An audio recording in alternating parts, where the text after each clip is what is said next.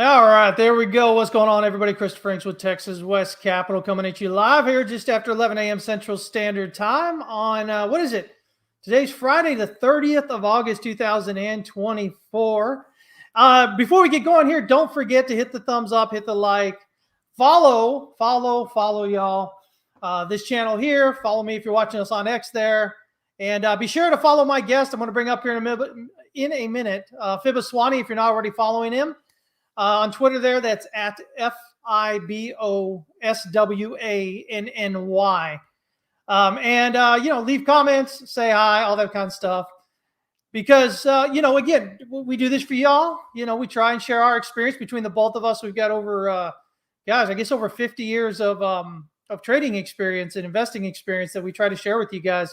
I do this every week, and then Fibo tries to join me every other week with his thoughts as well. So definitely jump in and do that. Let me go ahead and bring up Fibo here. What's going on, man? Good morning, afternoon. How are you doing? Oh, man, it's good. It's good. We do have this kind of this space, right, where it's 11 a.m. or 12 p.m., depending on if you're Central or Eastern right there. Yep. Doing well. So real quick here before we get going, guys, PCE came out today. That's the Fed's preferred inflation gauge. I've been telling you guys this for years because everybody still focuses on CPI, but the PCE is where it's at, guys. It's where the party happens. We came in. It was expected to be at 2.7. Excuse me. This time around, it came in at 2.6, which was even with last month. So those of you that are wondering, oh my God, are we going to get a 50 basis point rate cut? I continue to say it's likely just going to be 25 basis points. Here in September. And this just kind of adds more reasoning for that. We'll see what the jobs numbers say at the beginning of next month. But right now, I see absolutely no reason why there shouldn't be anything more than a 25 basis point cut. And then probably at least one more before the end of the year, probably potentially two more, but at least one more, I think, before the end of the year. By the way, guys, this first interest rate cut here means like really nothing. It's inconsequential. 25 basis points, if that's what it is, which is what's expected. It's nothing. It's like a, here, look, we did it. Not that it's going to do anything, but here, we did it kind of thing. And so. Yeah, we pivoted finally. Yeah, exactly, right. And again, everybody freaking out about the yield curve uninverting. It finally is uninverting the 2 and 10.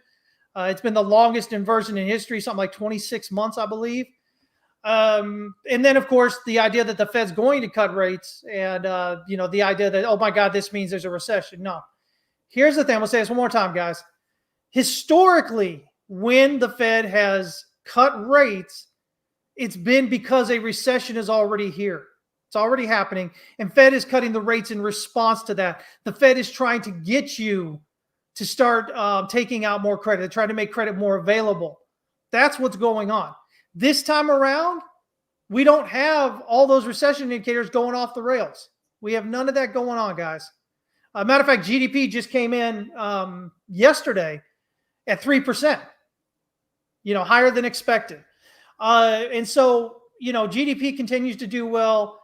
Unemployment is near the historically, what we've considered historically as full employment, around 4.3%. Historically, we've said that's full employment, guys, because there's always going to be people out there who aren't employed. So, when you look at all this, you go, oh, we're going to the recession. That doesn't make a whole lot of sense. Now, that doesn't mean it can't feel like one, especially, if you're more toward the lower end of the economic spectrum, it's going to hurt. Prices are still up. Things are still expensive. Whatnot's going on there. If you're paying insurance for anything, holy hell, insurance is going up.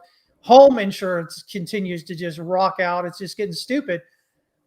But as far as a recession goes, it's not actually in at this time, guys. Okay. And so one thing I've talked about constantly is it's more important to understand the whys of what's happening. Why did the yield curve invert? Why is it uninverting now? Why did it stay inverted for so long? Why is the Fed actually cutting rates now? Not just the fact that they cut them. Because again, the reason being beyond, the reason for it actually is going to give you more of an understanding of what's likely to happen afterwards. So as we sit here, there is no recession yet. At this time, there is none. The economy continues to push. The services PMI continues to be plus 50, above 50, which is expansion. Manufacturing is just below 50, which is contraction, but that's manufacturing. We're a service-based country here, guys. So the services PMI is much more important than the manufacturing PMI. So there's all these nuances along here, guys. So if you just blindly go by, oh my God, the yield curve's uninverting, oh my God, the Fed is cutting rates, then, historically it's meant one thing, but it's always been because before it's always been based on something else. Things have been absolutely crazy and different since the the pandemic. And it's structurally changing a lot. The way employment is right now, and a lot of other things. So for better or for worse, we are where we are, guys. That doesn't mean it can't hurt. It doesn't mean, especially, the less disposable income you have, the more it hurts. But things are where they are. Okay. So I haven't checked the CME tracker lately. Is it still a high percentage for just the 25% or 25 basis points, or has the percentages went up to the 50? I haven't checked it lately. Yeah, I think last time I saw, I think we were at a 75% for a 25 basis point. Yeah. Let me pull it up here real quick. Let me see. We're at 60. Last I looked, it was like in the 70s last week. I didn't know if it changed or not. Yeah, we're at 67.5 on the 25 basis points and 32.5 on the 50 basis points. So either way, interest rate cut is likely coming. Kind of what's been expected there. So anyway, that's kind of where we're at with everything coming into here, guys. Things are not, technically where they need to be for everybody to be freaking out like they are. So it doesn't mean it can't get there, but right now things are where they are. Why is this important? Right before we jump in the charts here, why is that important? It's important because if you've been on that other narrative, you've been saying that a recession's coming and the market's going to, you need to be shorting the market for the last 2 years, which means you've been losing money for 2 years, or at best, you've missed 2 years of opportunity to the upside.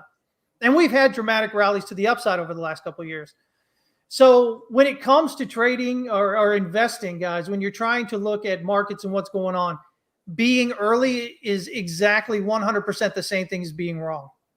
Okay? Being early is the same thing as being wrong. Don't let anybody else tell you that's a feel-good thing when they say, "Oh, I was just early." Yeah, but that did nothing positive for your investing, did it? No, because you kept trying to short every time you'd make a new high, and then it kept going up, right? So instead of just taking the long and going with it. But anyway, let's jump into these charts. I know Fibo's got some charts here. Let me see here. Let's pull us down here a little bit differently. Oh, that's really small. Let me try this over here, maybe. That's a little bit better. Yeah, there we go. That's a little better there, so you can see us.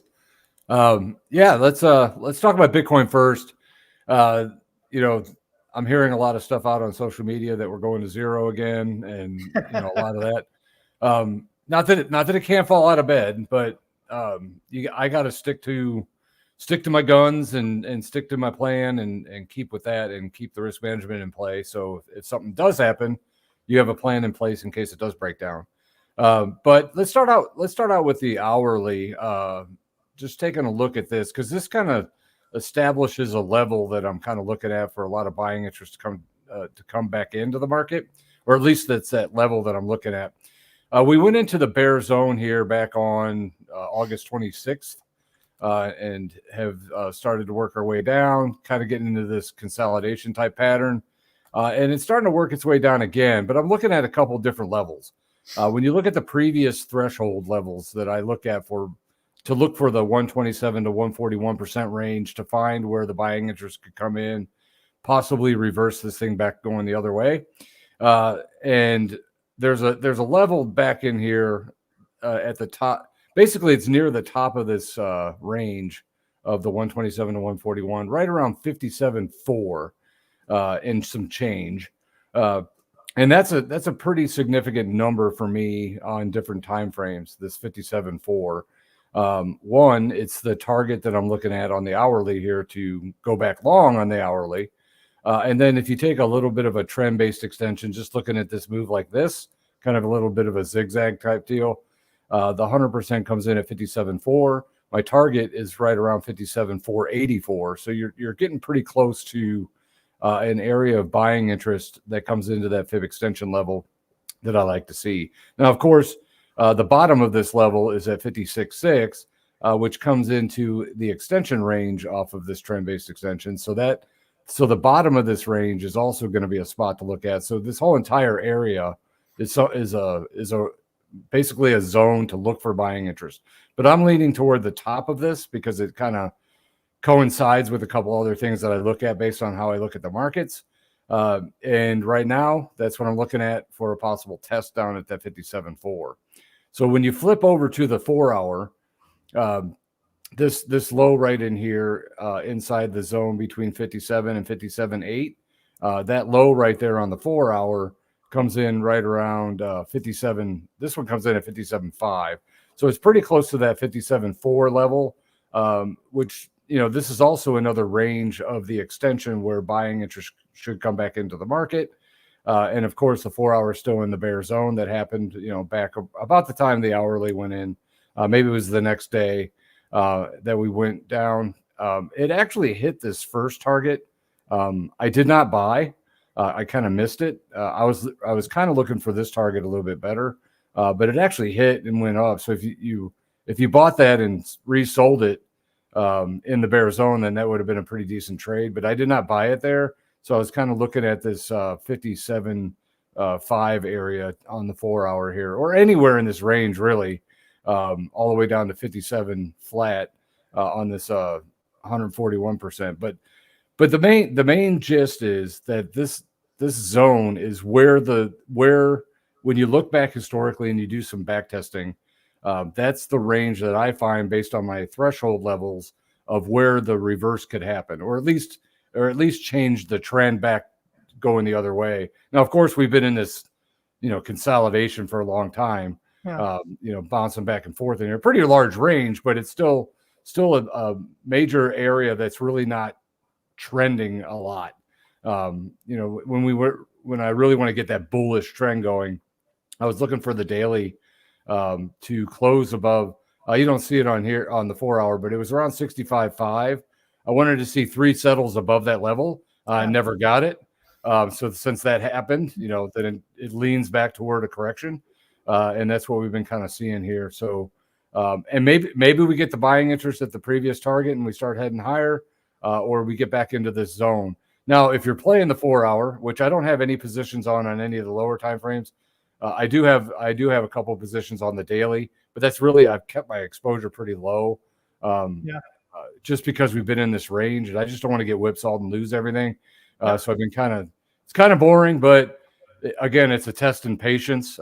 We talk about that a lot, and it does test you. It's tested me. I mean, I'm human just like everyone else, and there's a lot of times I'm like, dang it, you just like, come on. But I've been waiting and kind of waiting for that to happen, and we'll kind of see what happens there. All right, going on to the daily. This one is still in the bull zone, doing a little testing down here, but that 57.4, for basically that 57.4 to 57.5 that I talked about on the 4 hour and the hourly, the bull zone here goes to 57.331 at the moment. So if we get down to that 57.4 and we find some buying interest in those fib extension zones, the daily is going to hold that bull zone, and that's what I kind of want to look for. Now, of course, if we get back below the 141 on the 4 hour and the hourly, and this breaks into the bear zone, then that's going to be our signal that, hey, maybe it's going to correct a lot lower. But until that happens, and I want to kind of stick to plan, I do want to be kind of buying into that 57.4 with that risk reward that if it holds here, we could possibly pop up pretty high and get this thing rocking and rolling. And that's why I'm kind of exposed a little bit on the daily because we're still in the bull zone with that 57. I mean, it changes as the market changes, but we're right around 57.3 right now. If it ends up closing the day underneath that, then I will get out of my positions, because if you look at where we're at on the chart, the previous, if it went bear zone, this would be the previous threshold, which is way up here. or the previous shallow fib, I mean. And we've already had 3 settles underneath. So if this goes into the bear zone, I'm out of my positions, and then I'll have to reestablish a new place to buy, which would probably be about in the low 50s, probably back down below where this previous low was. But watching the chart, and I got a couple other things in here that kind of coincide with what I'm looking at. The 233 EMA is right there also where we're at, where some buying interest should come into. And we're right in the fib extension zone. So if this is going to be a spot for it to reverse, this is probably a spot where buying interest should come in to do that. And if not, my system will let me know and say, hey, you might want to get out and go back to the drawing board. But I like the way things are setting up for a possibility. I mean, I don't want to get my hopes up, but I'm just going to kind of ride it and see what happens. Yeah. And that's where I'm at on that. So when we go from the hourly to the 4-hour and the daily, then what's the macro picture looking like? Has that changed?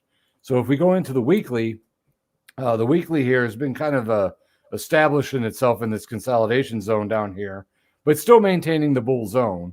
And the bottom of that threshold, or the bottom of the fib extension at 56,320, it has been a pretty key level for me on support. And maybe we wick down to 56 and then it pops back up and trades above and keeps the daily in the daily zone. I don't know what's going to happen, but I'm going to see that we're still maintaining the overall macro picture to the upside. Now, if we break this down and this goes into the bear zone, which is at 51,334. So in other words, we could break all the way back down to the shallow fib like we did before, which was at 53,411, and still maintain the overall structure to the upside. So that's another thing. Like if the daily goes bear today on a close, if I get out, that's going to be my next kind of level to watch, is that low in the low 50s, because that's still maintaining the overall macro picture that we're still have that opportunity of upside potential. And right now we're just down there at an edge where everybody's like, oh, we're going to, a lot of emotions are running high here. And that's where my whole, bull bear zone kind of comes into play, is these liminal spaces of where emotions are riding the highest, and you're right on the edge of possibly jumping a threshold from one spot to the next. And this is where emotion is going to be the highest, because if the weekly's getting close to getting into a bear zone, that could change the whole social mood and the whole psychology of this entire market. And that's including a lot of people that are still holding for this bull structure. If that breaks down, that could bring a lot of, selling pressure into this market and really kind of get this thing going. But until then, I'm not going to say that that's going to happen, because right now it's still playing to where you should be finding some buying interest at the bottom of this bull zone in this area. So we'll see if this zone holds and we keep going to the upside. Now, one thing I like about it is some of the way a lot of these kind of coincide with each other. This is the red one here. This red is my actual threshold theory. And then that's where this first zone is. And we've already had the 3 settles above the 141. So this 200% still remains a target, or at around 79.7. So, like my dailies that I have long, that's where my first target is to sell on some of those. Is at that 79.7. And then if you take some other ones in here, if you just take the trend-based extension off of this move here, and then we had a correction, then we worked our way to the upside. If you take that, the 100% comes in right around 80,600, which is about $900 or so, maybe $1,000 above where my other level is. But then if you take, we had this one, it went into this period of consolidation, then we had this other run. If you just take this leg and just take this as a trend-based extension, the 61.8% level comes in right around 79.2, which is, I like where that's all kind of coinciding. So, and that's the minimum target. As we, we can still move up into some higher, into some higher targets if that starts to get some momentum and we start breaking to the upside. But I do like that this is still going to be my, my first take profit target. And I'm going to still maintain that as long as we're in the bull zone. Now, I got some other kind of interesting things to look at here on the weekly. I think I showed this chart before, but one thing I was looking at this was I was taking the fibs and the trend lines and I'm kind of combining them together. And we had this trend line here where you got the 61.8% level right about this point. It comes up and tests it, comes back down, and then breaks it to the upside. And the trend line break roughly about once you get the 3 settles above it, you're breaking the 61.8% level, and you're also breaking a trend line. So 2 things: the 100% definitely becomes a target, and it went to there first, and then it came back down before taking off. But when you look at the break of the trend line, comes up, retests, and then takes off. That measurement of taking the furthest point underneath to the trend line, take that same rate of change, you got that first target right there, which hit and then came back down and then went higher. But this is always like a minimum target.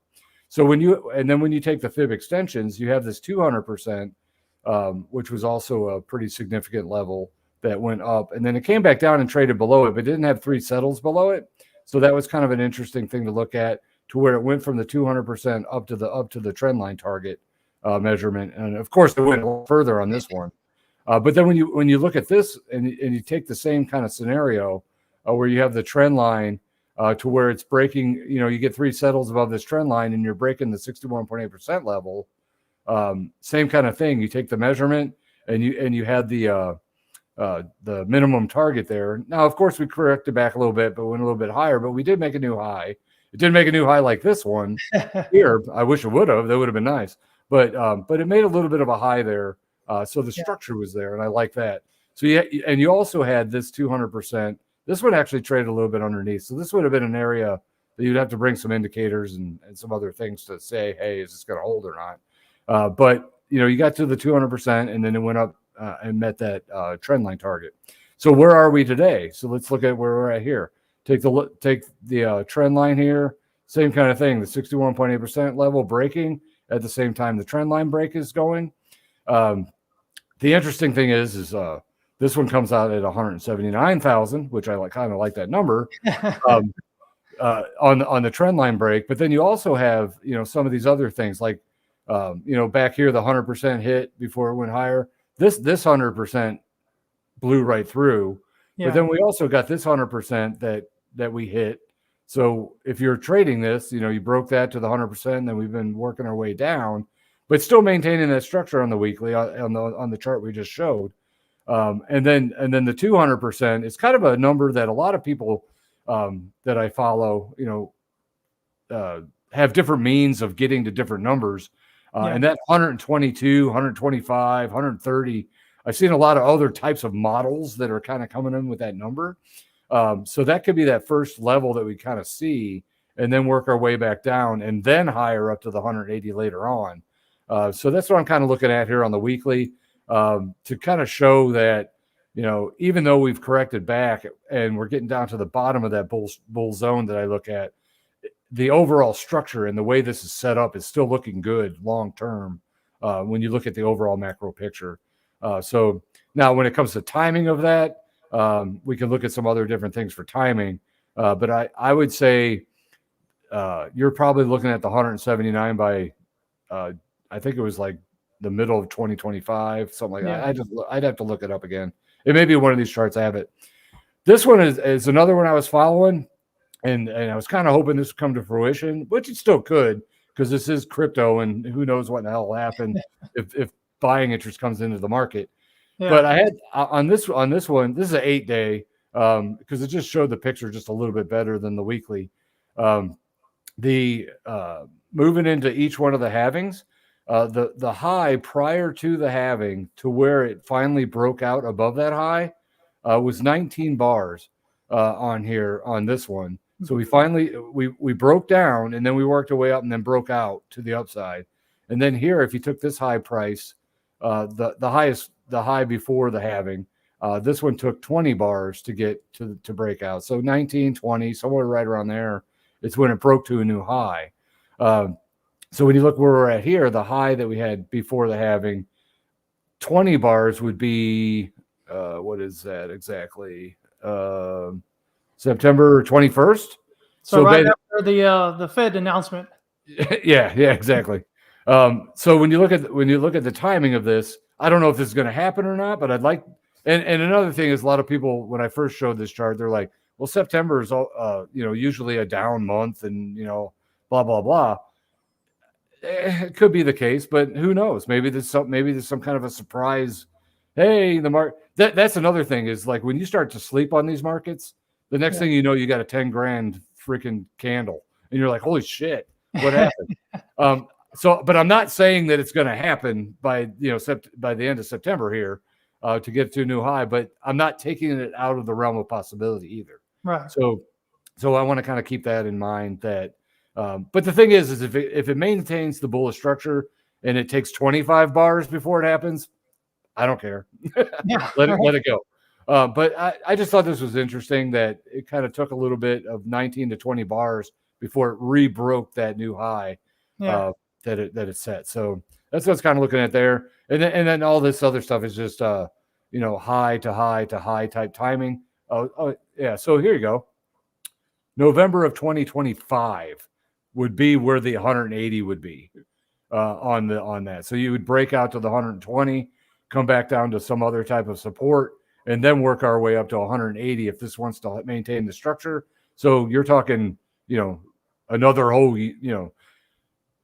get the bull run going here, and then we can go all the way into 2025 with a bull run also. Just kind of keep that whole structure going. And I think I haven't looked at it lately, but if you pulled up an annual chart, I think you have the annual chart where you have like the down year, and then you have 3 years up, down year, 3 years up. Yeah. This would also maintain that 3 years up, I believe, to where you would get that third year of going up and getting that high on that movement to the upside. But we'll see. And then last, I got a couple more real quick.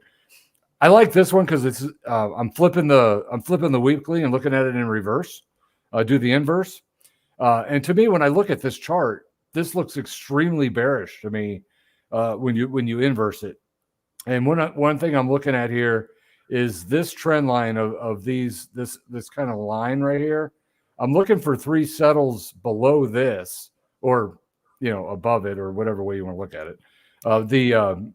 I'm looking for a break this way to where if we end up getting 3 settles above this trend line, then it brings this trend line into play. So if it did it right today, this will bring you into the low 40s, which would make sense because if the weekly started to break down, I think those low 40s could come into play. Otherwise, this is going to be a nice resistance guide going forward to where if you take, some of these trend-based extensions, you're looking at a target of about 84, 300 basically, which is just inside my fib extension zone between 83 and 91. If you take the low to the high here and you make new lows, this comes in nicely as a target to the downside, which kind of comes into the 79, 80K. I'm okay with a 5 to 10 grand range of where that next move would be. But I'm looking at 80, 84, somewhere right around there would be an interesting target to kind of hit. Maybe it goes further than that, but that's kind of a minimum target that I would be looking for. And I also took into consideration all these different trend line breaks. You broke this blue one and hit the target.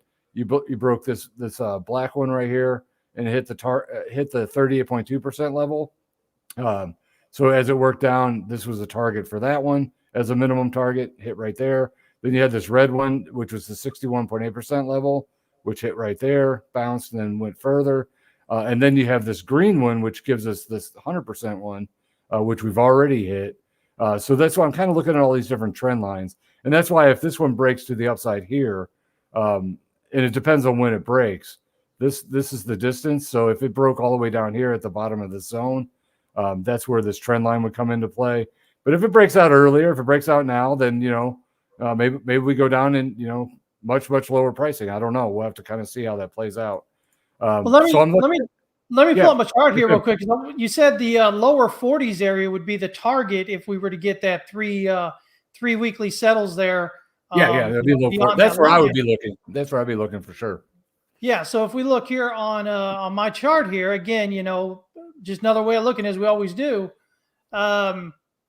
You know, we've got this idea that we've got a 1, 2, 3, 4. By the way, this is just Elliot wave channeling here. And if wave 4 is complete, you know, you'd put your bottom channel there, top of your channel at wave 3, and it gives you a, you know, wave 5 potentially hitting the top of that channel. So that's what that's there for. But again, being in wave 4 here, potentially done. We already hit the 38.2 retracement, which is where we generally look for a fourth wave. But the secondary target on a fourth wave is the 50%, and that's right here at 42,856. So if we were to get that breakdown below that 49,000 here, you know, that would be where I'm looking, and that seems to align with what you're saying there with the low 40s there with your chart there back on there. Yeah. No, that so I like that. I like that. You know, if it breaks down, we've got the same kind of target area there, and that always seems to work out pretty well for us when they come together like that. No, cool. I like to see stuff like that for sure. So another couple of things that, you know, that 120-ish area that I was talking about, you get if you get the extension here all the way out to 200%, if it really wants to get going, and then you also take the trend-based extension, you're looking right around 120K for this, you know, all coming together down here. So to me, I really like that 120-ish area to cut, not to really say that it's the end of this bull run, but maybe it could be, but at least that would be the minimum of, you know, working our way up. So I would like to see, you know, to 80-ish or so, and then go back up and then back down like that and get to that 120. But, you know, we'll see how it kind of comes out. But then lastly, I got the monthly, and this is another one I was looking at when it came to the trend line breaks. You take the trend line break here, and then you had this as a target, and you wicked up and hit it right here, and then also kind of tested the 61.8% level, and then you corrected back, got underneath the 38, you got underneath the 36, and then it corrected back to give you a full retracement, and then it started another bull run, and then this one broke, and then that same distance made the target right here, and then we went the other direction, breaking this way, and we've already hit that target. But the interesting thing is this target right here is finding support at many different levels. One, my shallow fib off of my threshold. So when you look back at the weekly back here, this 53,411 is my shallow fib, and that's a pretty significant level, which is right around this 53,105 here on this chart. And you also have the 13 EMA that I have on here kind of comes in, because this is the 13's been a pretty interesting one to follow here as we went around. And then the other one I have on here is the 5. And the reason I put the 5 in there is because someone in my group asked me about the 5, because I think Crown on his show said that we would have to close.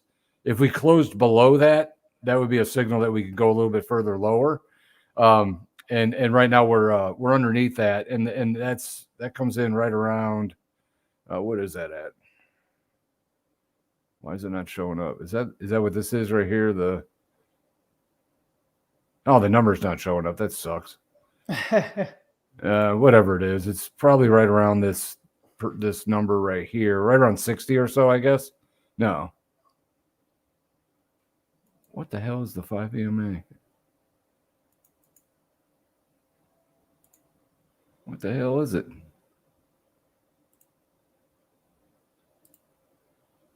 How do you find the friggin' number on it? Well, whatever it is, you guys can look it up. 5 EMA on the monthly. But the thing is if that ends up breaking down, then the 13 for me is going to be the key level to watch. And if you look back at some of these crossovers, like when the red moving average here, which is the 13 is the red and the blue is the 5. When the 5 came up through the 13 here, we had this nice little run. Then the 5 has been above the 13 for a long time. Then it broke down right here, and then it came back up and crossed back up through here. So right now we're nowhere near this crossing back down below to kind of give us that bearishness. So if you're looking at it from a crossover level, I think we got a little bit of ways to go for that. But then again, you know, if it ends up closing underneath that 5, like what Crown was talking about, then maybe we get a little bit further to the downside. But for me, I don't trade the moving averages, but I think if we end up getting down below this level, I'll be in the bear zone on the daily, which would give me the signal that, hey, maybe we're going a little bit lower. And then that's where that 53K level could come into play. But until then, I'm just going to kind of hold my longs and see if it holds. I know there's a lot going on in all these charts with Bitcoin, so hopefully it was informative and I didn't go through it too quickly. But that's what I'm kind of looking at. And maybe there's some contrarian type thinking going on. Like everyone and their brother right now on social media thinks this thing's going down. So maybe that's the sign that this thing's actually, going to hold and go the upside. I know a lot of people can look at the contrarian view on that. But right now I'm with the buying interest coming in where it should right now. I'm still leaning toward that possibility of upside. Well, it's, when we're looking at that, we're always looking at sentiment, right? And I think it's a big part, because when we look at sentiment, we're looking at max pain. So what would max pain be? Well, I think, everybody was long and then got freaked out with the 49,000.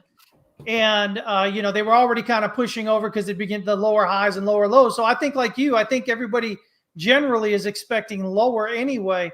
So what would max pain be? Well, max pain would be this movement up, especially if it's more of a grinding movement up, because if it's a quick movement up, you can get FOMO'd in, right? You can get your emotions in there and jump in. But if it's a grind up, you're sitting there fighting with yourself mentally, emotionally the entire way. You're like, that 49 looks like that may have been a low, but we're not making any higher high yet. And then it starts kind of grinding up and you're like, man, maybe I should get in, but no, it's going to come back down. It's got to come back down. And then it finally breaks out. When it breaks out, it doesn't like snap out. It just kind of moves a little bit over it. And so you're still kind of sitting there in la land, just kind of sitting there going, man, gosh, I maybe I should have gone long, and I feel like it's probably going to go up, but what if it doesn't? I don't want to get in long now because we've already come up all this far, right? And then it kind of takes off without you. And so I think when we're looking at what actually qualifies as max pain, I think when I do it, that's how I look at it, right? I look and I go, okay, well, what is sentiment? Not just what my social media feed is telling me, because those are all curated by the algorithms, right? They usually provide echo chambers and things like that, what they think you want to hear. But when you look at other indications as far as what sentiment looks like, it seems to me everybody looks like, for the most part, are expecting it to go down because it would make sense. It's been making lower highs and lower lows since the all-time high. So, again, when we look at it, we go, okay, well, what would max pain be? I don't think it'd be down. I think it would be up. And especially if it's a more grinding push up, because that gives you more time to sit there and go, oh, gee, should I get in? Should I get in? No, I shouldn't, because it's already come up this far. And if I get in, it'll probably go back down now. And that's painful. That's mentally and emotionally painful. Wouldn't you agree? Yeah, no, you're bringing up a great point. And you probably saw the same thing happen when we were telling everybody to buy at 16K, basically. Yeah. It was the same thing. It kept grinding up, and everyone's like, "Wow, it's going to come back. It's going to come back," and it never did. Yeah.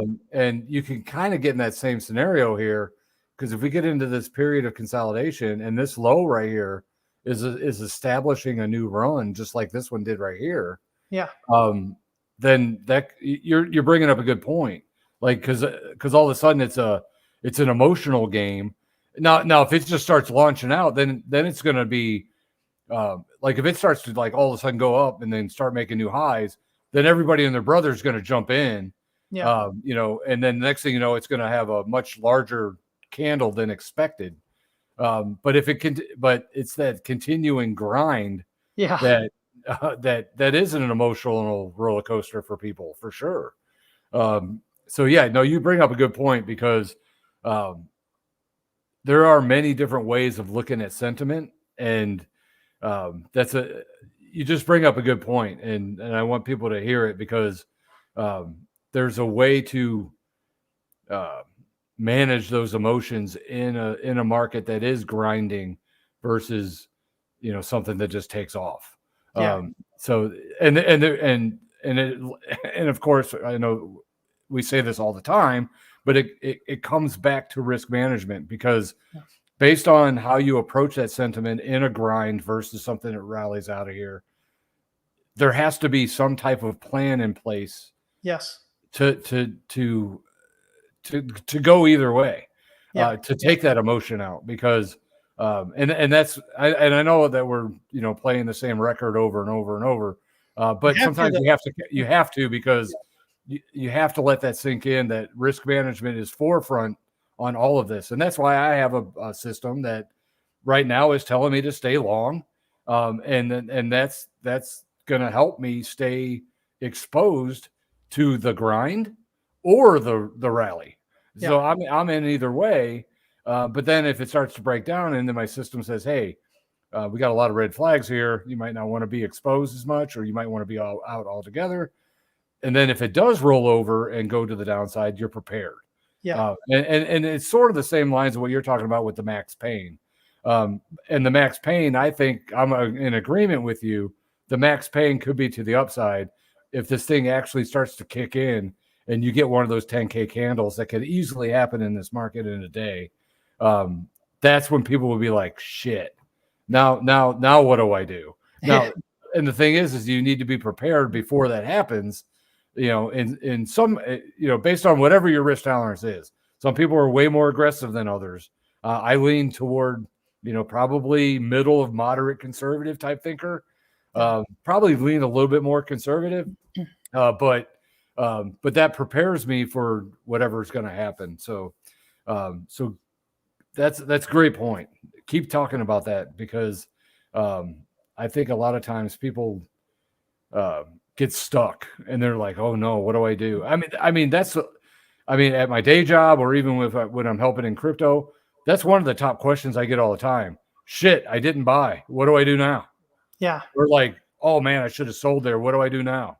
And then they're like, well, maybe we need to reevaluate your risk plan, because maybe your risk tolerance is changing. Maybe the reasons that you're in the market are changing. Something that we need to get to the root of the problem. And the root of the problem is your plan's not matching your risk tolerance, and you need to fuse that together. If you're asking what should I do now after something's already happened, then you're missing something in the preparation for that move. Yeah. And it's a tough answer. It's a tough answer. And most of the time you're going to have to change your entire strategy if you're going to want to do something after the fact. And sometimes you don't want to do that, and just you just take your lickings and go back to the plan that you had in place in the first place. But that's the fun part, right? Is you're managing something and you want to keep managing it, and sometimes things change. Sometimes the reason that you're in it, maybe you're in it for a certain threshold level that you want to see in your daily P&L or your monthly P&L, or who knows? It could be a plethora of things. Who knows what it is? But the gist is get the plan in place that matches you and your risk tolerance. Unless that's married together, you're going to have headaches. And you're going to cry, and then you're going to come ask questions, and that's fine. I get them all the time, every day. I get people who are like, oh my gosh, I should have done this. What do I do now? And that happens.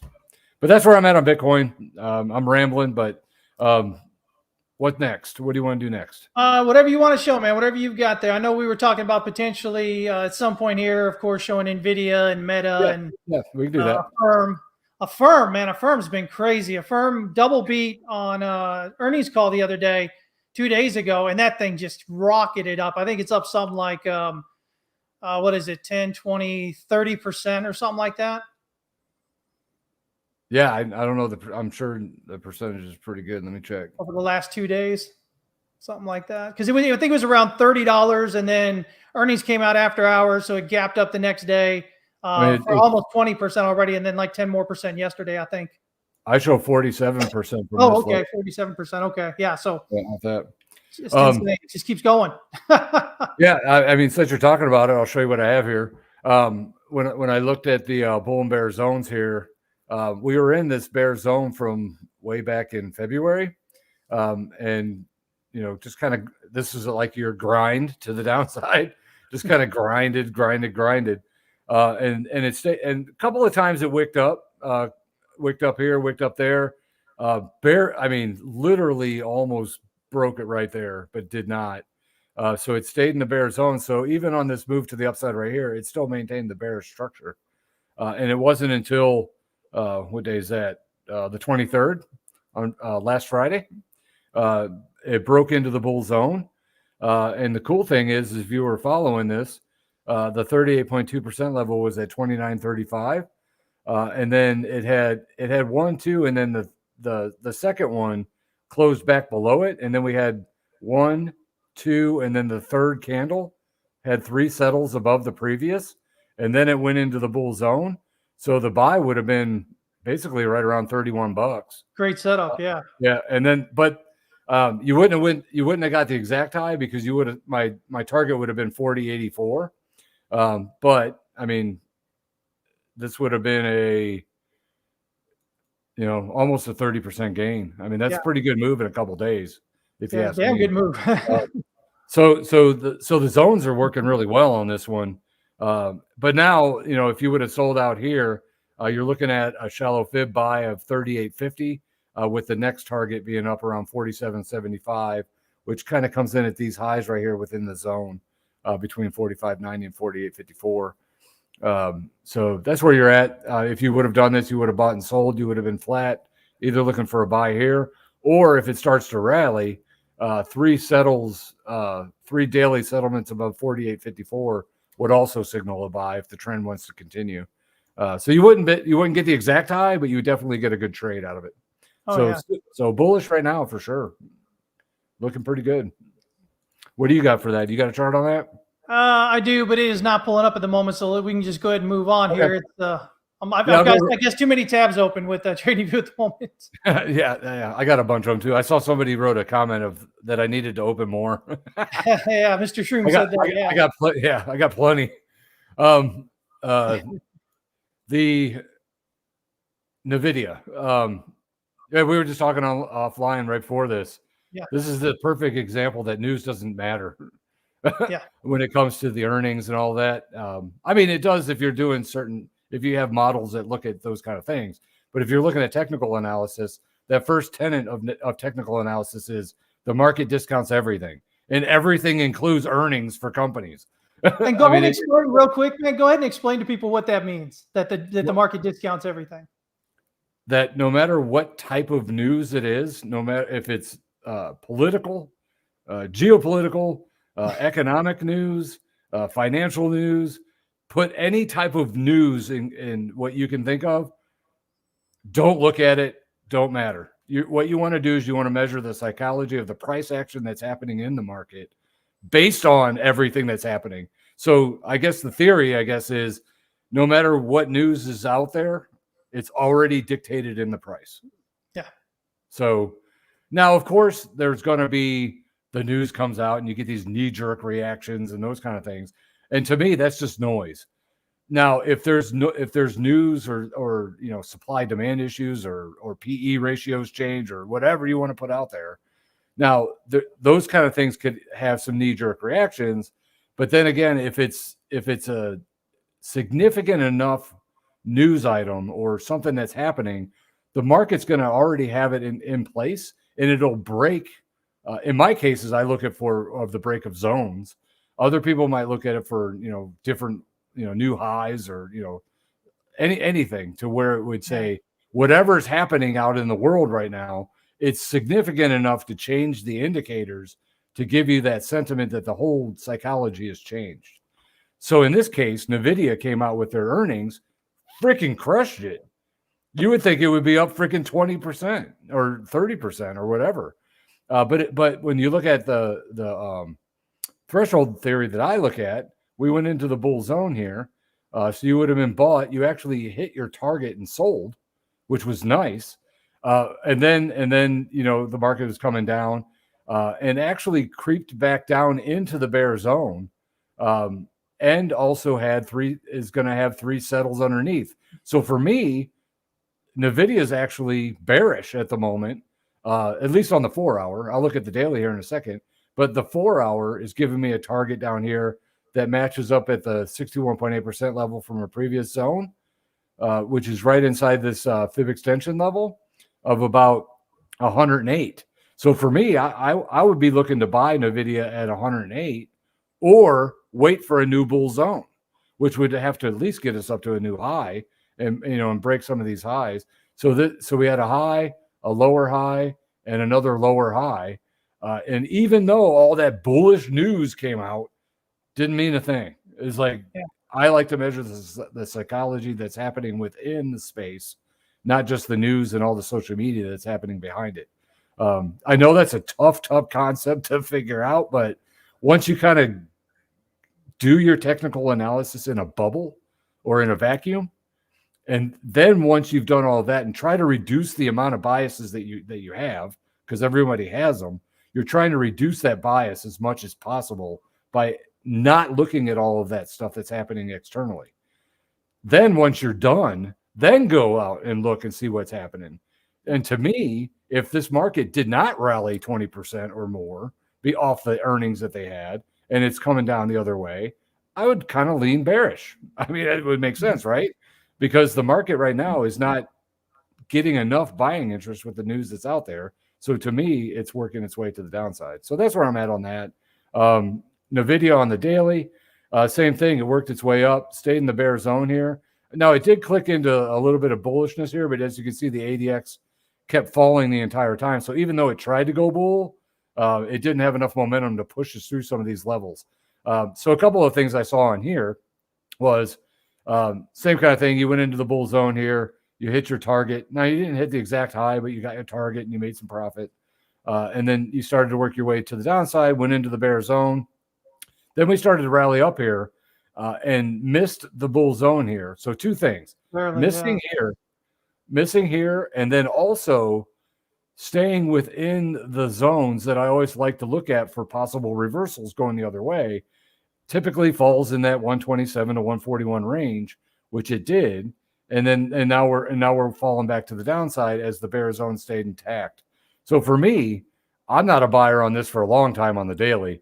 I mean, that's way down there. So for me, I'd be sitting sidelines on the daily time frame until we got a new bull zone. I wouldn't really be touching it. But then if you really wanted to trade it, I can look at maybe buying it at 108 on the 4 hour and working our way from there. But that's where I'm at on Nvidia. You got anything on Nvidia, Chris? Are you bearish or did you get some bullishness out of it? I'm not bearish. I think we've just got to pull back here. Let me show you real quick and pull this up here. There we go. The way I'm looking at this, we've got what appears to be 3 waves down. We haven't broken out above it yet, but coming off this swing low, it looks like we've got a 1, 2, a 3, and then we're doing a flat with a 4. And so we've just kind of hit that 38.2 retracement, but I think that's only 1, 2, 3, 4. I think we've still got a 5th wave to go. So I could see us coming down here around that 112, 113 area here. Actually, the 108 would be perfect because mine's at 108. I would like it to go to 108. Just wick to 108 and then kind of settle around 112. I'll take that. Well, I don't like 108 because that gets us back down here into wave 1. So if this is actually a wave 4, we want that to stay above the wave 1. But for me, anyway, I would look for at least probably a further move down toward 112, 113 area and see if we can get a rally off that. If we can do that, that then gives us 1, 2, 3, or 4. That'll give us a 5. Let me see here. That'll get us a 5 up here around 144. So for me, I mean, I don't say bearish because to me, it's just a pullback here. So if we can, even if we rally from the 38.2 here, but I think we get the 50%. I think we get that 113 area. If we can rally back off that, then, again, that kind of, for me, gives us that new all-time high up there. So you can see that the daily Stochk RSI is almost reset into oversold. RSI is sitting right around neutral. So we like to see that. If we jump here to, let me see, what's going on the 4 hour. 4 hours reset Stochk RSI. Actually, had a good point on that 4th wave, not going back down below the 1. I was looking at my zone, and I have 2 other numbers. The top of my zone's at 109.41, and the 61.8% Okay. level is at 109.95. So that right there would be like the perfect number to go to. So maybe I don't wait for 108 because that still gets me in that zone, and still maintains above one. I think yours is 109.18 and mine is 109.41. That's pretty crazy. So if it actually went to 109.41 and then bounced, that would be absolutely beautiful. Like that would be a great fifth wave profit for sure. Yeah, definitely. So, I mean, again, no guarantees, obviously, but it's all about the setup, folks. Okay. It's all about the setup. You kind of looking and saying, okay, well, where am I looking for it to get towards? So I can then at that point really start considering a possible entry. And that's what we're trying to do here, guys. That's what we're looking at. It's not about just jumping in because we're feeling kind of emotional and we're, got a gut feeling that we need to do this or that. Yeah. And this is where I'm talking right here. The top of my zone's 109.41, and the 61.8% from my previous threshold is 109.95. So somewhere in there would be perfect. I might actually consider that as a target now that I'm looking at the wave pattern, and just kind of look at somewhere in between that number. I'm not greedy. I'll take 109 instead of 108. Mm-hmm. Yeah, no, I'd be happy with it too. Yep. Yeah, and that's the thing. Like when it comes to those zones, it's really anywhere within the zone is a buy spot. And sometimes you just kind of use different methods to figure out where that could be in that zone. And looking at an Elliott wave pattern, if it holds that fourth wave before it goes below the one, I mean that's a perfect looking Elliott wave type deal with a nice fifth wave to follow. It'd be a great setup for sure. Yeah. Yep. Real quick, right before you go on the next one, Mr. Smith was talking about what we were saying earlier about news events and whatnot. He says, unless it is major news like war and longer term effects that outlast perceived value of a given asset. So again, no, I don't believe that that those things happen. If you look at you can look at the Dow, for instance, back when back in, oh my God, 9/11. When that happened, right? The market, ultimately, it was already in a downtrend. So it wasn't that the war caused price to go down. It was already in a downtrend. And what you'll notice is it went down just a bit further, and then it reversed and went up. So, we're kind of taught to believe that news events are, trend setting, and they're really not. News events almost exclusively tend to be knee-jerk reactions within an already established trend. Occasionally, they might coincide with a trend change, but in that case, you will have already been, if you're reading the charts, right, should already be expecting that. You don't know that a war thing or something's going to happen, but you're already expecting that reversal coming from there. So hyperinflation and deflation of a nation's currency would be independent from news. Hyperinflation and deflation aren't things that happen like immediately. They're things that happen over time. So, it can take years for something to actually get to the actual point of hyperinflation or deflation from like a strong starting point. So I wouldn't even consider those events that would be things that would cause things to happen. Those are the results of things that are already happening. That's the best way to understand it. Actually, when it comes to this subject, I highly recommend a book called The Socioeconomic Theory of Finance by Robert Prechter. Read that book and it'll show you a lot of examples in history on exactly what we're talking about here. To be honest with you, there's been about 3 or 4 books that have changed the way I've looked at markets, and that was one of them. That right there was a freaking light bulb that went off and changed my entire way of doing things. Really, it was the thought process of even starting the bull bear zones and all of that stuff.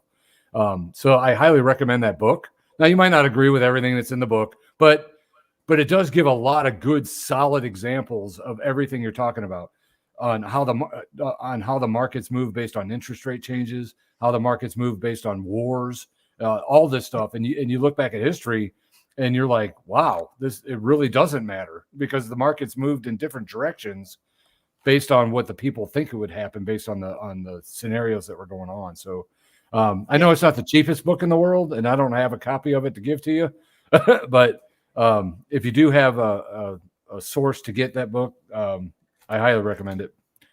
And of course, it's a longer book, guys. I think it's like about 800 pages, but it's it's easy big. read.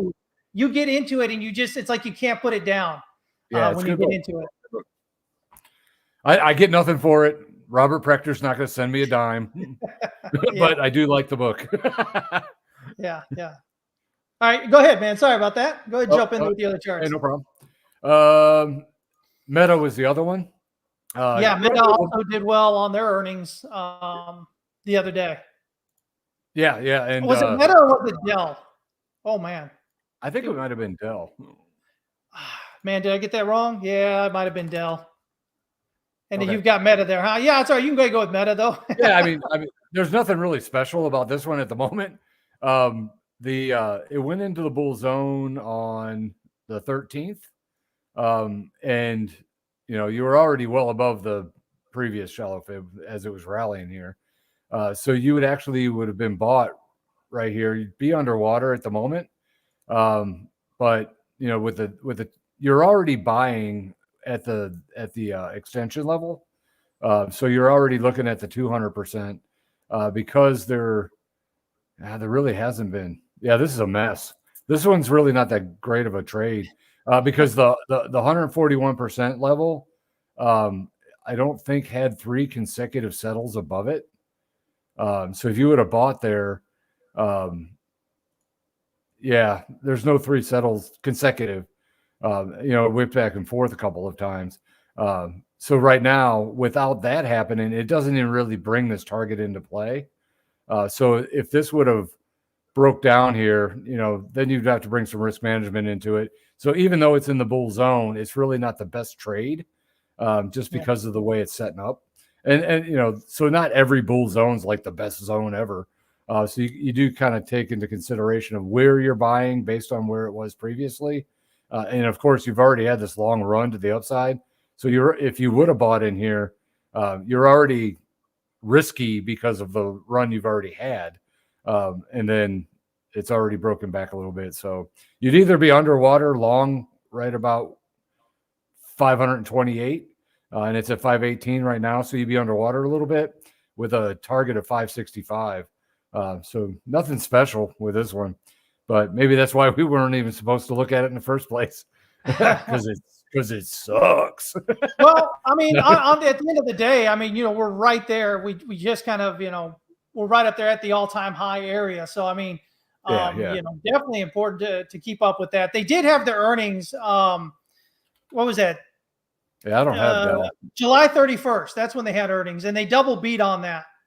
And so that kind of gave you that quick pop up into that red candle, that gap up, and then the pullback. And then we've kind of continued on higher there. So, I mean, overall, I like Meta. Overall, I think it continues going higher here. Wouldn't be surprised to see it rallying up 620, 685, maybe even 760, something like that. As it continues to play out. I'm with you. I mean, I'm in the bull zone. If you've bought it, I mean, you're in the bull zone, so you might as well hold it until it breaks bear zone or, breaks out, above new highs or something. And you can also look at your swing low over there, right around April or May over there. We can see that we've got higher lows up toward that all-time high resistance. So we've got this consolidation right up into resistance, and usually that leads to an impulsive breakout higher. So we rallied up to a new all-time high and then pulled back to a higher low and then rallied up right around the all-time high again, and we've just recently pulled back. So if you start, all the way back there and come and do that, we've got a couple of touches around that all-time high, higher low in there. Again, just looking at general price action movement there, it does suggest a potential breakout coming. Yep. I don't have Dell. If you have a Dell chart, you can bring it up. I've never even charted Dell, so I don't even know what it looks like. Yeah. No, I'm just having a whole bunch of trouble at the moment here trying to pull these stupid charts up, which is why I was sitting there leaning forward, looking at your chart, saying, "Yeah, if you're right there, we can do that." But yeah, there is that. Again, if we start over there around that April or May of 24, that swing low, the green candle there, we not that one, the other one over there. There we go. From there, we go up to a new all-time high. We pull back and print a higher low, and then we go up to the all-time high again. And right now we've pulled back again. So we're getting these higher lows up toward that resistance at the all-time high area. Yep. Potentially a sort of, ascending, what do you call it, triangle or something, for the people that want to look at patterns like that. Oh, here we go with his arrows here. Let's see what we got. Hey, it broke out, right? Yeah. Actually, it broke out right here. So almost 600. Yep. Target's going to be up around this range on the trend line break, about 598, almost 600. So. I like that. I like the way that sounds. Yeah, and I mean, and it works so far because you have this low, like you said, and you're getting these lower lows or higher lows. Yeah. And working its way up. So, actually, you can bring this. I don't know if that'll work. I like that one better because that's the one we're in at the moment. But, and then another one you can actually look at that could come to fruition also is this one. If this actually holds right here. Oh, that's a beautiful retouch. Yep. And then you got another, if we take that distance like this, that's going to be another nice little. Oh, tell me what we got. What we got here. Yep. Oh. Right there at the 300. I like it. 626.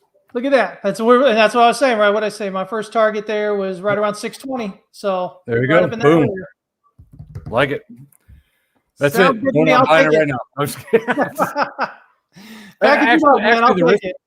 I mean, the risk reward is not bad. Like if you bought it in here and then you sold it if it breaks into the bear zone, you got a little bit of a loss, but there's definitely a upside potential on the risk reward there.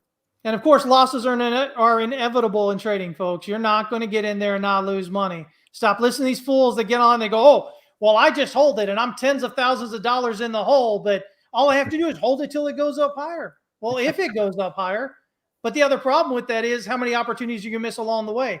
You have opportunity costs. But Fibo's talked about this before. I've talked about it before.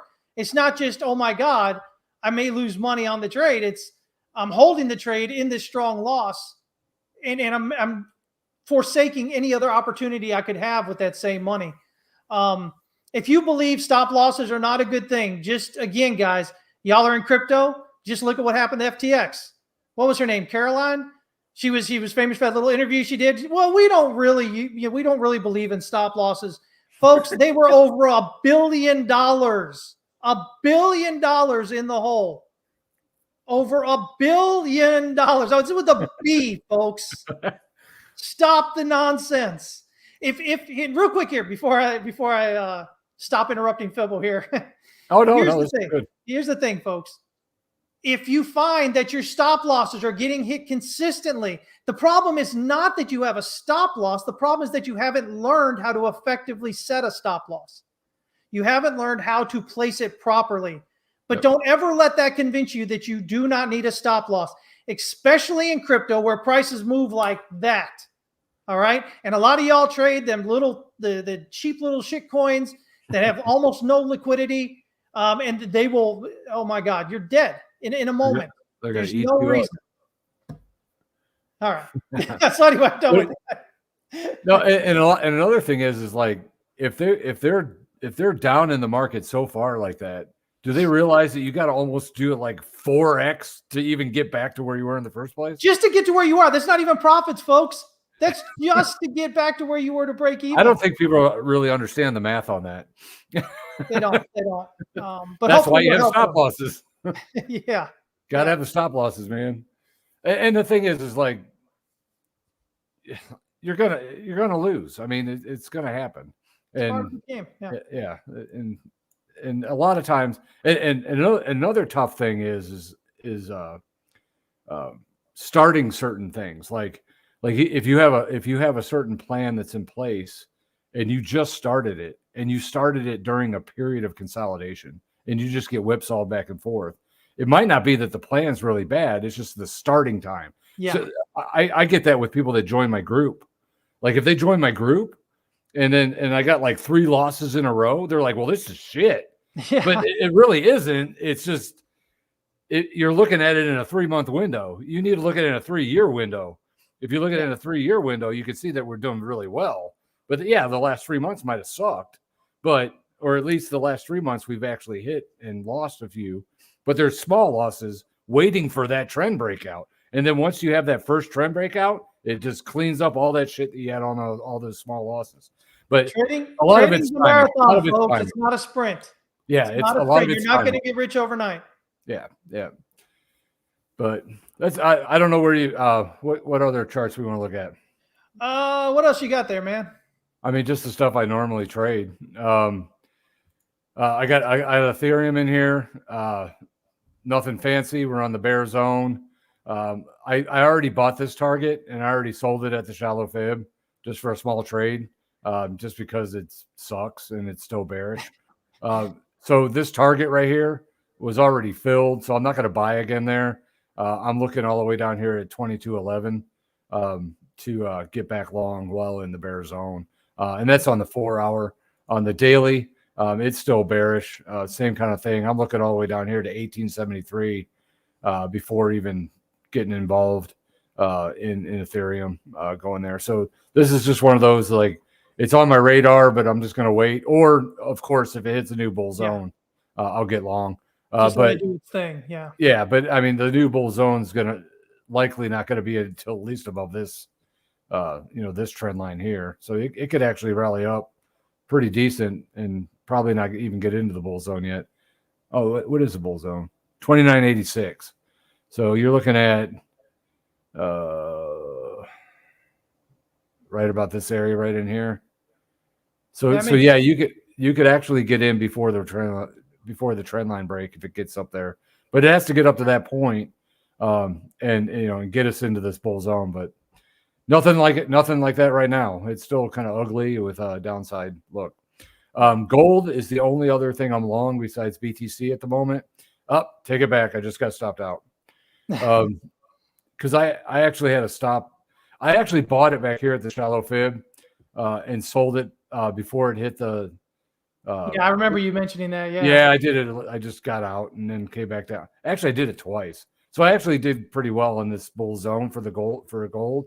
But given that it's working its way back down, so risk reward is, if you're following my system, the 25-30 buy right now makes sense. If you and I'm delayed on the gold, by the way, so I don't know where it's at the moment.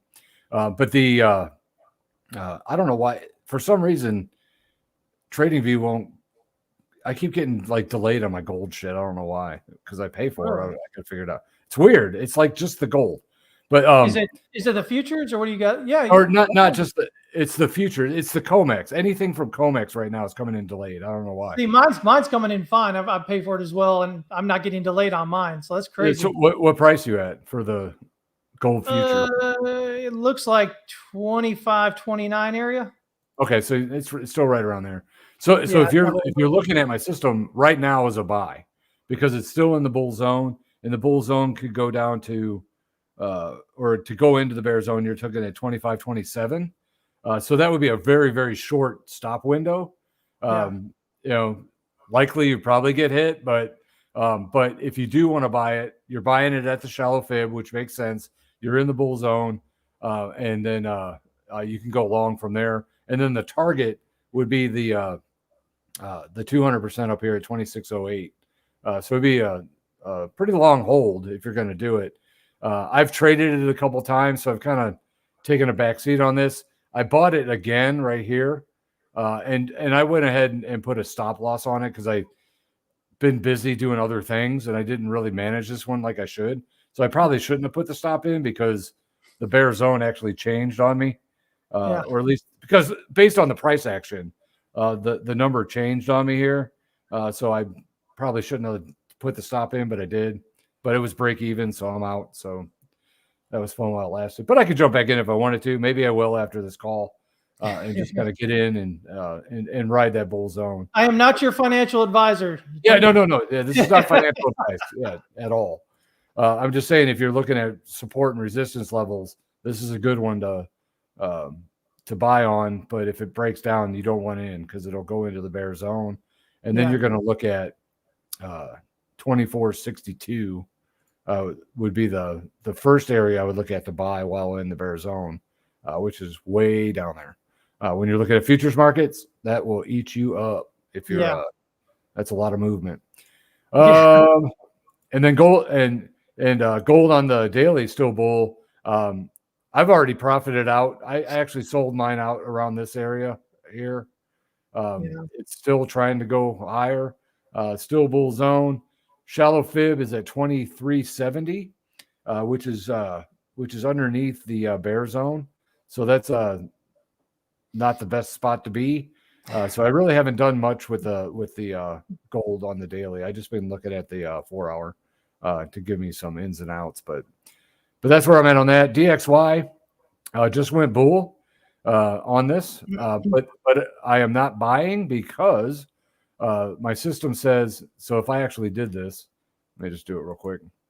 If you take this over and change it into the previous zone, which is going to be so now this is the previous shallow fib, because this will be a new bull zone on this right here.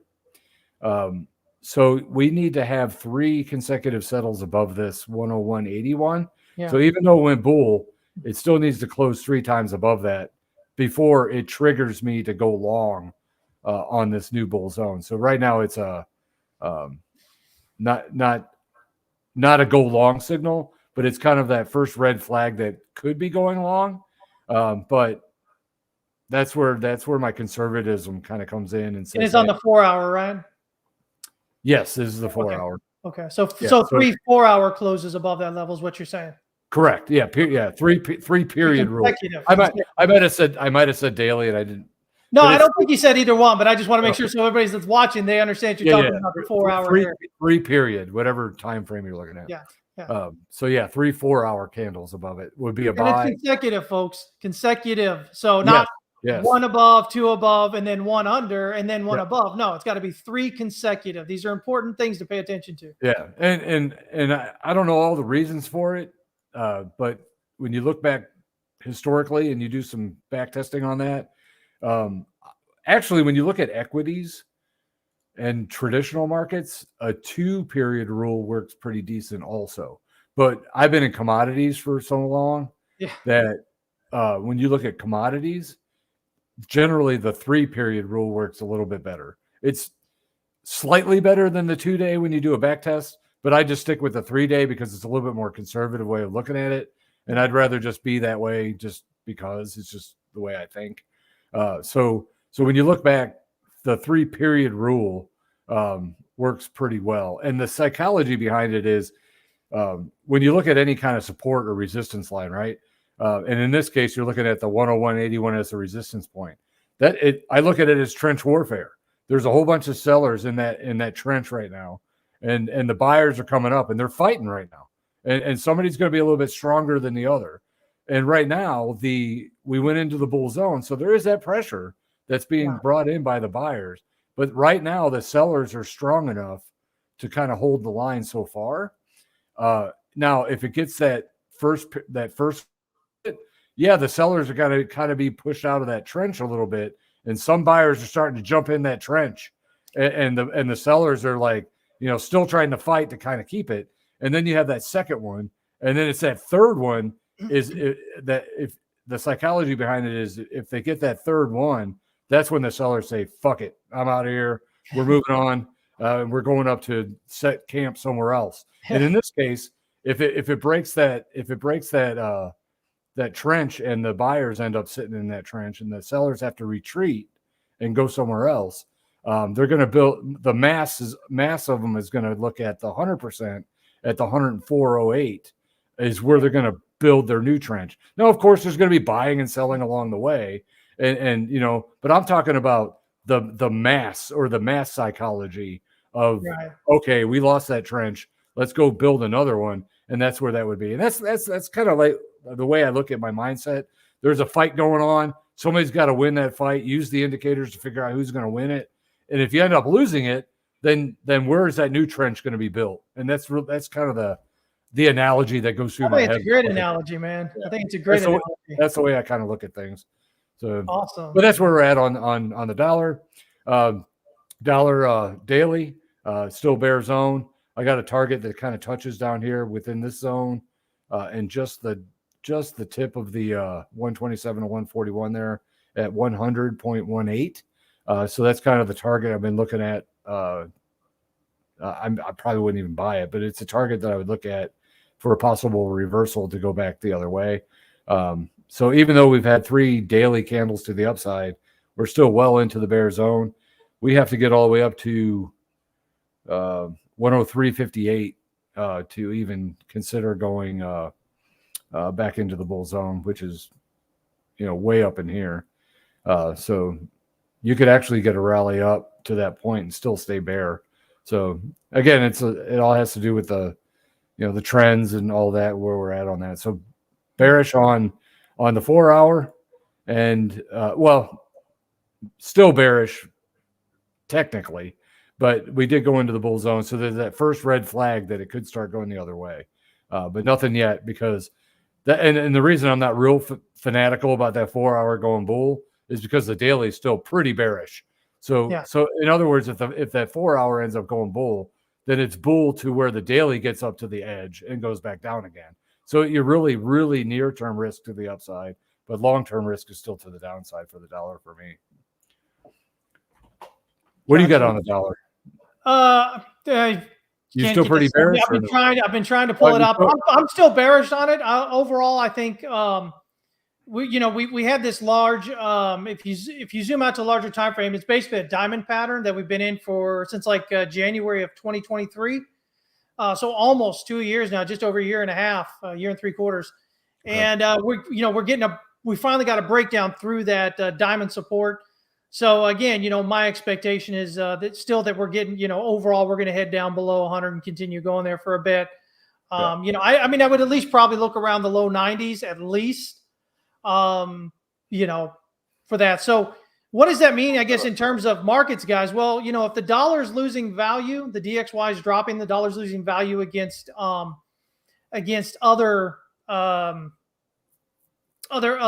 pairs, the Euro USD especially, the yen, Great British Pound, that kind of stuff.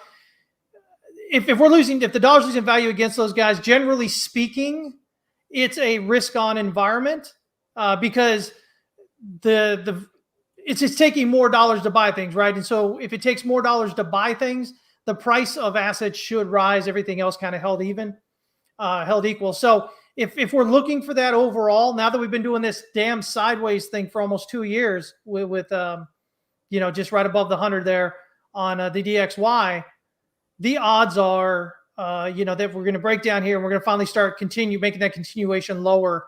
Again, if you need another reason why asset prices are likely to rise over probably the next coming year or so, I think that's probably one of the best reasons out there. You combine that with the fact that we've got global liquidity inflows continuing to increase. Another factor that, generally speaking, causes the prices of assets to rise. I mean, you've got a lot of stuff out there suggesting that you should continue to overall be long in assets until, there's other information that changes that. Yeah, I just brought up the weekly just so I can see where my target was, like on the long term. If we get 3 settles below this key support at 101.44, which we haven't done 3 yet, it tried right here, but the third one came back above. Yeah. If we get 3 settles below that, I'm looking at 91.83 is my level, which is kind of interesting. Right? Yeah, on the weekly. Yeah, just because I wanted to see where my long term was to the downside. Yeah. And if you bring this line all the way over, it's right at the break point of this trend line too. Yeah. So that would be the area I would look at on the downside there. I love Isn't it great on how it all works out? Yeah, it's magic. It's magic. You're a wizard there. You've been at that. I'm not even going to go there. I was going to go with whatever that place was called that those people in that wizard book series went to. I have no clue. I don't read that. Harry Potter, whatever that is. Jesus, freaking A. I sound like an idiot right now. Guys, as far as pop culture goes, I know very little about Harry Potter. Do not hold that against me. But I know it was some kind of wizard thing. And so there's Fibo. He's your wizard, okay? Yeah. Oh, man. shoot. Well, I know we're about to be done here, but you got the SPY chart. I know some people. Yeah, that's the last one I trade. All right. Right now the 4 hour still a bear zone here. But it's bear zone, but still bullish because it went into the bear zone, but did not get 3 settles below the previous shallow fib here. It touched it, came back up. So, but we're in this consolidation. So even though it went bear, it's still relatively still bullish or at least supportive. I don't have any positions on because I got out already. And then when it went bear, I didn't do anything. I guess I could have bought the previous shallow fib, but I didn't. So right now, that's all I'm kind of waiting on is maybe we get back down and retest this at 55.57, and maybe I'll buy that while it's in the bear zone, or we wait for a new bull zone, which is going to be 56.85, which is just above this 141, which would make sense because then you're breaking into new highs and all that kind of stuff. So right now, nothing. Kind of a hold and wait on the SPY. I think I might have a daily. Yeah, daily's tried a few times here. Yeah. I'm thinking, oh, here we go. Nothing. It keeps getting pulled right back. Yep. So with this one, it's still bear zone and just kind of waiting for a new bull zone. So if this clicks into a bull zone, yeah, we're gonna be off to the races. I'd probably just use this trend line objective for one, just this break. I don't know if it's not really like a head and shoulders or anything like that, but at least it's a target to watch. But my 200% is at 60.50. So if that actually starts to break out, that's going to be a number to look at. Let me just out of kicks and giggles. Let's see where this actually goes. Just taking this distance. The trend line thing is probably one of the most simple things that are out there. But it's generally a nice guideline. I don't really trade them, but I do sometimes use them as a take profit target. So let's clone that for the same rate of change. And if you bring this one, almost there, yeah, almost there. I mean, you're looking right around 6K. So yeah, I mean, if this and another thing, if this ends up holding, maybe this leg right here, maybe we go up and it holds. Whoop. And we get this little period of consolidation and then cranks. You're looking at 61.06, 58.98. So this is like smack dab in the middle of that. So who knows? I'll buy it when it goes bull. But so far, nothing. Just been kind of a hold and wait, kind of boring. And this one, I definitely don't do any emotional front running or anything because I don't do any of that with futures. I make sure my system says it because futures will mess you up. They'll bankrupt you. It'll make you rich, right? Yeah. I mean, I guess the new futures market is everyone doing leverage in crypto, right? Seems like it anyway. Yeah. So that's the way people will learn versus how I did with futures and getting my butt kicked on that. But after I learned, all the clients when I was trading cattle, like the clients would come in and I basically say, unless you got like $100,000 you could just throw in the fire and burn, don't even look at futures markets, dude. Yeah. Just don't even do it. And they would take my advice on that. Just unless you got the cash, you got to have a really good drawdown wallet. Put it that way. Yeah. Depending on how you get in there and trade it for sure. Yeah. Because again, guys, it is. You can effectively look at it as leveraged. It's futures. Yeah. So again, you're going to get greater returns on that. That's why we look at how many points is it moving, right? Versus how you don't have to get 20 or 30. You can make a ridiculous amount of money. Depending where your stop loss is. On 5, on 4 even points on it right there. So futures is a whole different beast, guys. Just like options, whole different beast. That's my specialty. Futures and options is what I've been doing for years. So, but the thing is technical analysis, works in any markets. Yes. That it's as long as it's exchange traded with humans or humans making algorithms, whatever. There you go. Exactly. But as long as that happens, you can apply these methods to any of them. It just depends on how much you want to risk. But for me, unless it's a futures market, everything else is spot for me. I don't trade any leverage anywhere else. My leverage is only in the futures market. But that's just me on the way I approach things. I'm not a big leverage trader in the crypto, and maybe that's why I'm still living in crypto after all these years, is because I do spot. And yeah, it's boring. You make your 7% here and your 9% here, and you're like, Well, oh, that's boring's great. good. Boring is good though. You know as well as I do. Boring is good. Boring over time. Your bank account starts looking exciting, down the road, but you're able to stay in, right? That's the whole idea. You're able to stay in and to continue trading. But that 7% gain now, and then a 7% gain a year from now, that 7% is going to be a lot better because of the what's the word I'm looking for? Compounding. Yeah, compounding. Yeah, exactly. Yep. Let time and compounding do the work for you, folks. Stop trying to get rich overnight. I'm gonna tell you right now, if you're trying to do that, I promise you, I all but guarantee that you're going to lose everything that you put in the market, and then you're going to go back and put more into the market. You're going to lose that as well. Yeah. Understand trading as a marathon, not a sprint. Think of it like a business with a system that you're developing, that you're continuing to refine over time, so that your profit margins overall continue to build up and get higher. You have to look at it that way. If you're looking at trading as anything else, effectively you're gambling. And we know how gambling works, right? Everybody thinks they can gamble. The house always wins, right? Very few people make a living, in the grand scheme of things, as a gambler. All right. And the gamblers that are out there probably have a risk management plan in place and run it like a business. Yeah. Yeah. Even though they're gambling. Yeah. Even though they're gambling, they're probably putting some kind of framework around it to keep them alive, over time. Absolutely. I don't know how they do that. That's not my cup of tea, but I'll stick with candlestick charts and reading psychology. That's what I'm good at. There you go. There you go. All right, guys. Well, hey, listen, we're going to get out of here. Hopefully you guys have enjoyed this. You can find out more about us over there at Texas West Capital, TexasWestCapital.com. The whole website should be up sometime this weekend, finally. But for right now, we've got some few things that you can join in on at members.TexasWestCapital.com, including Fibo's group over there, if you guys want to jump in on that and learn his system and get his charts that he puts in there every day.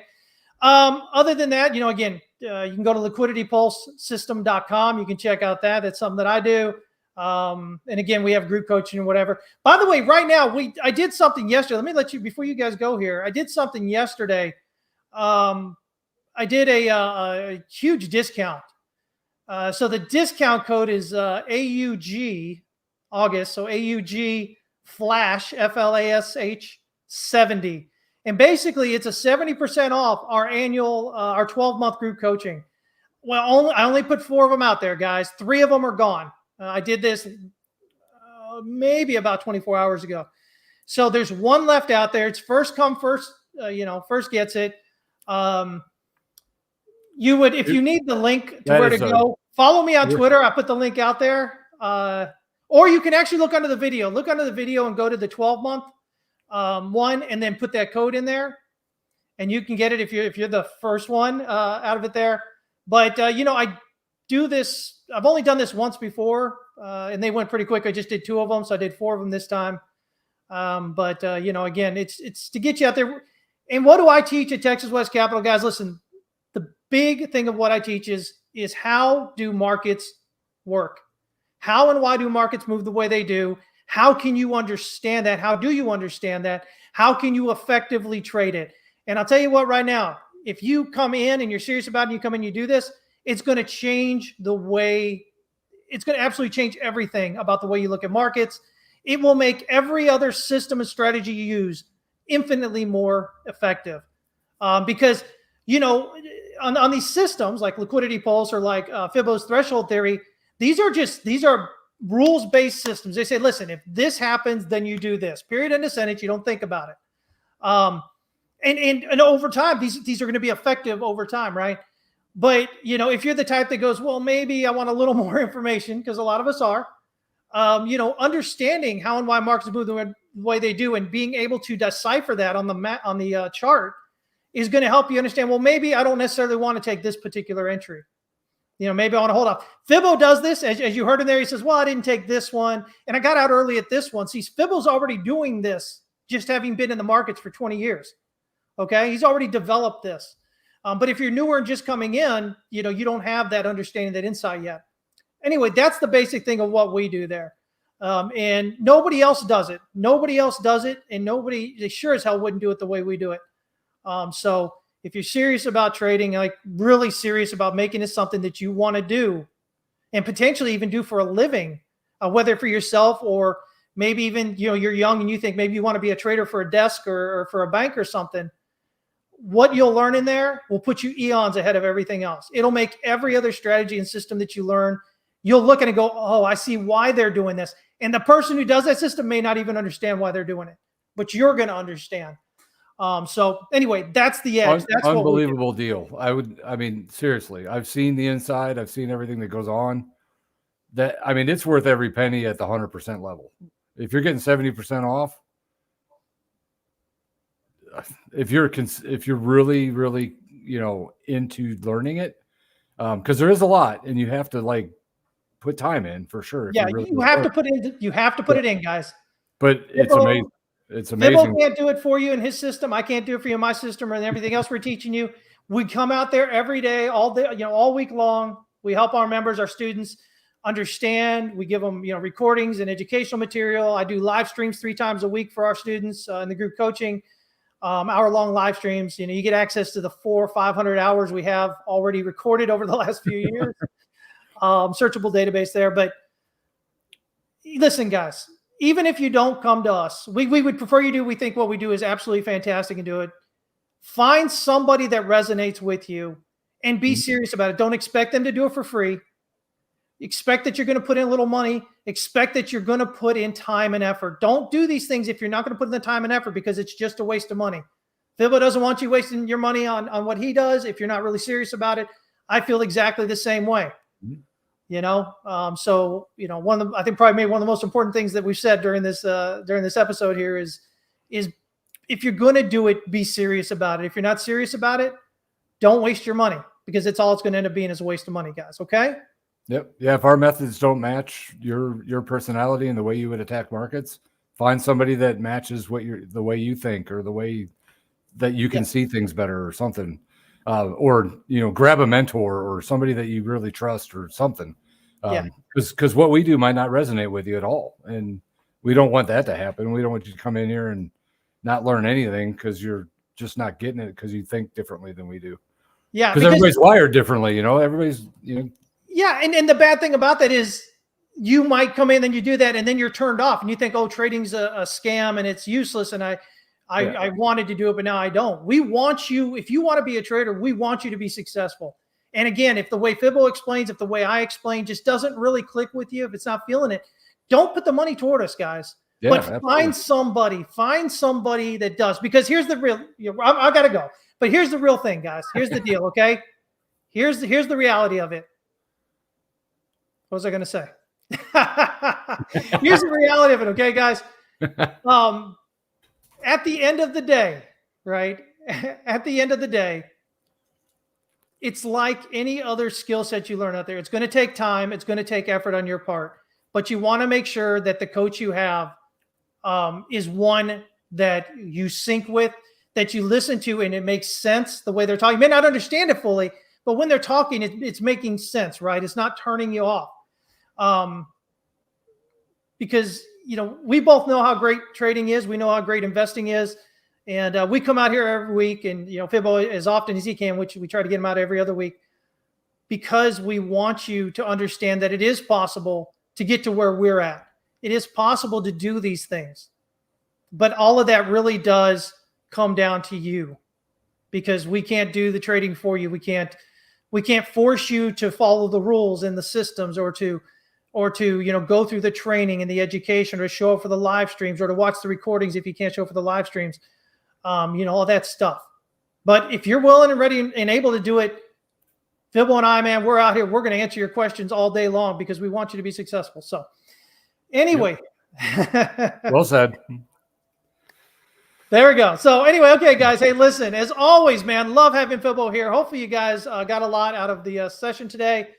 A lot of charts on there, a lot of thoughts, really a lot of sideways overall in the markets right now. Yeah. Don't try to force anything. When it comes to trading, the only thing you control is how much you lose. Keep that in mind. Don't jump out there without some kind of, risk management system in place. Okay. Don't say, oh, I'm just going to hold on to this loss for tens of thousands of dollars. It'll come, until it goes back up and makes me profitable. Because it's not a loss unless I actually close out of the trade. That mindset's going to lose you money, guys. Okay. Yeah, for sure. You guys have a great weekend. Remember, this is Labor Day weekend here in the U.S. That means Monday, the markets will be closed. There's probably little movement in the market today, in U.S. markets, that is. I'm sorry. Because, listen, guys, the TradFi guys that haven't taken off Friday for a longer weekend, or taken off a half day, are just sitting in there, throwing paper clips at each other, basically. They've already checked out in their heads. So, So anyway. There's a lot of truth to that. They're already drinking beers or going to a baseball game in the afternoon already. That's exactly it. That's exactly it. And so what does that mean for the crypto market? Even though it's open 24/7, a lot of the volume in crypto markets are TradFi guys. And so they're tuning out for the weekend. It may just be a sideways weekend potentially. So don't get your hopes up too much. Okay. All right. Anyway, thank you all so much for jumping in, Fibo. Really appreciate you joining me, man. As always. Check us out. Follow, hit the thumbs up, hit the like, subscribe to the channel, follow us on Twitter, post the link, share the link, do all that fun stuff, guys. We really appreciate you. Have a great weekend. Trade safe. And man, oh man, I guess we will see you next time. Fibo, you try to be back in 2 weeks. So, but I'll be here next Friday. Okay. Peace. Take care.